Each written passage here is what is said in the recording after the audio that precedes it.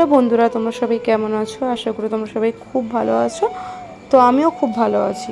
তো আজকে আমি একটু দই বড়া বানিয়েছিলাম বিকেলবেলা, তো সেটাই তোমাদের সাথে শেয়ার করতে এসেছি আর জাস্ট একটু গল্প করতে এসেছি, নিজের একটু মনের কথা বলতে এসেছি।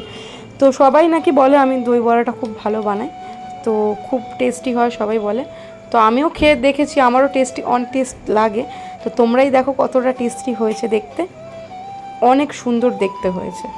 আর সবাই বলে না, প্রথমে দর্শনদারি তারপরে গুণ বিচারি, এটা হচ্ছে সেইটাই। তো দেখতেও যেরকম ভালো হয়েছে, খেতেও সেরকম ভালো হয়েছে। তো নিজের খাবার নিজেই তারিফ করছি।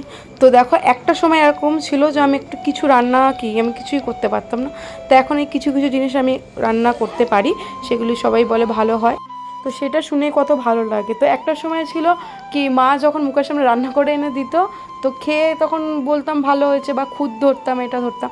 তো এখন যখন নিজে যখন রান্না করে যখন সবাইকে খাওয়াই, খাওয়ানোর পরেই তারা তাদের মুখের দিকে তাকিয়ে থাকি যে কী বলবে না বলবে। আর যখনই বলে না যে ভালো হয়েছে, যে তখন এত খুশি লাগে, কি বলার কথা না। কি তখন মনে হয় না আমি এটা ভালো করতে পারছি, তার জন্য সবাই ভালো বলছে।